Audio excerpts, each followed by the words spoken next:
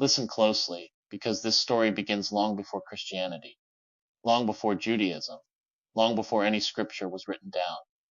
It begins in the ancient lands of Canaan and Phoenicia, where the people looked up at the sky and saw the bright wandering star we now call Jupiter.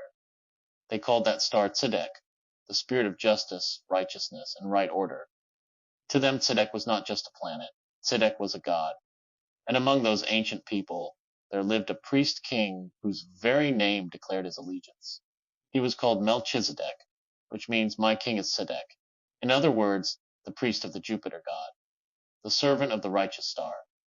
This priest did not belong to Israel. He did not worship the God of the Hebrew Bible. He lived long before that religion existed. He served the high god El, the ancient Most High, and he carried the wisdom of a priesthood older than any temple in Jerusalem.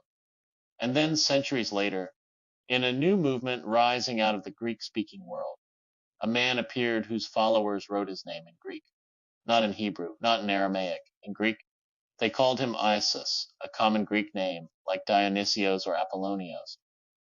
And they gave him a title older than Christianity itself, a title used in the mystery schools, carved into stones, spoken of holy servants and initiated ones.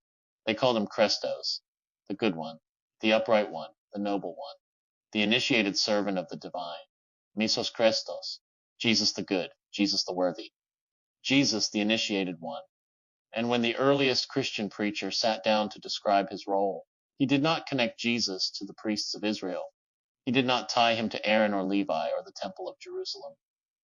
He reached back past all of that to the older priesthood of the ancient world and declared, "You are a priest forever in the order of Melchizedek, not in the order of Moses, not in the order of the law, but in the order of the Canaanite priest whose king was Tsedek, the god of the righteous star, the god associated with Jupiter." In this way, Jesus of Christos was placed not in a Jewish lineage, but in a universal one. A priesthood rooted in cosmic justice, in the balance of the heavens, in the ancient throne of Jupiter that governed kings, nations, and destiny long before any Bible verse was written. This is the original connection. This is the forgotten lineage. This is the priesthood behind the priesthood. Christos, Jesus the good, Jesus the upright, Jesus the initiated one, a priest in the order of Melchizedek, the servant of the righteous star, the heir to the ancient throne of Tsedek. This is the story that was hidden in plain sight. This is the thread that survives beneath the edits, beneath the translations, beneath the centuries of theological polish. And now you see it clearly.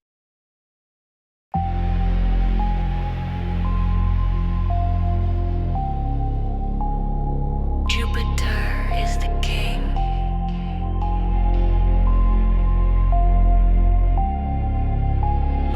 Jupiter. Slide on the flats where the dark stay cold. Chrome on the bike that Memphis soul. Headlights cut through the crowd like a blade on an inertial plane where the lines don't fade. No spin, no glow, just a level domain. All streets straight when you ride this plane. Overhead hangs Tsedek in the righteous throne. Most high Jupiter in that gold white zone. He the king of the night, top seed of the sky. Bright star posted where the real lines die. Melchizedek priest, yeah, the old blood run before the books flip name, before the edits came undone.